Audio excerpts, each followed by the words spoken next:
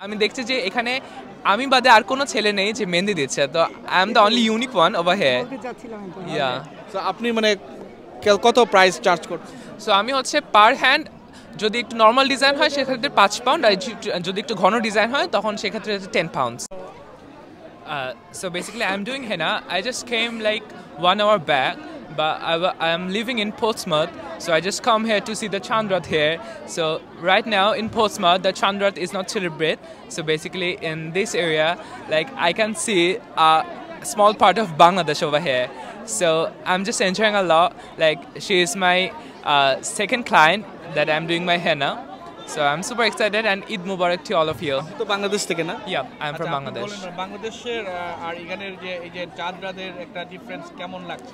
চাঁদের ডিফারেন্স হচ্ছে প্রথমে বাংলাদেশে থাকতে তো আজকে আস্তে আস্তে রাস্তায় ওখানে আস্তে আস্তে মন খারাপ ছিল যে কেউ নাই, ফ্রেন্ডরা সবাই হচ্ছে প্ল্যান করতেছে চাঁদরাতে, তারাবাতি আতশবাজি করতেছে, আমি ওখানে নাই। বাট এখানে এসে এতক্ষণ ধরে খারাপ ছিল, বাট এখানে আসার পরে একটা ছোট বাংলাদেশটা পাওয়ার পরে আসলে মনে হচ্ছে যে কালকে ঈদ। আচ্ছা, আমরা দেখি সব সময় আপনারা ধরেন মানে মেয়েরা বা মহিলারা মেহেন্দি লাগায়, বা আপনিও মানে এটাতে expert, so how is possible? আমি আসলে হচ্ছে ফ্যাশন ডিজাইনিং নিয়ে আমি ব্যাচেলার্স করেছি আর মাস্টার্স করছি ফ্যাশন ডিজাইন নিয়ে। যেহেতু ডিজাইন নিয়ে একদম ছোটোকাল থেকেই, সেহেতু আমার ডিজাইনের প্রতি, আর্টের প্রতি একটা অনেক বড় হচ্ছে একটা নেশা, প্যাশন আছে। তো এর কারণে হচ্ছে এখানে এসেছি, কারণ আমি দেখছি যে এখানে আমি বাদে আর কোনো ছেলে নেই যে মেহেন্দি দিচ্ছে, তো I am the only unique one over here.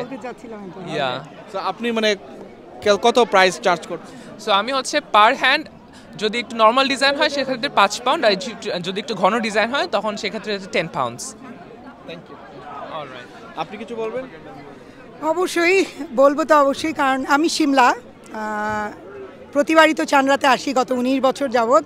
তবে আজকের আশাটা যেই কারণে ওকে আপনারা একটু আগে ধারণ করেছেন, আমি ওর জন্যই ওয়েট করছিলাম ও কখন আসবে এবং ওর কাছে মেহেদি লাগাবো। এটাই আমার প্রাউড যে একটা ছেলেও যে এই পেশায় আসতে পারে, একটা মেয়ে যেমন সব পেশায় যেতে পারে, একটা ছেলেও সব পেশায় যেতে পারে। এটাই হচ্ছে আমাদের জেন্ডার ব্যালেন্স। সো এটাই আমার বলা। কি ডিজাইন করতেছেন? আমি তো হেনার যে ডিজাইন ও করছে এটা আমার চয়েস না, ওর হাতে ছেড়ে দিয়েছি, যেহেতু ফ্যাশন ডিজাইনার, ও যেটা করবে সেটাই বেস্ট হবে।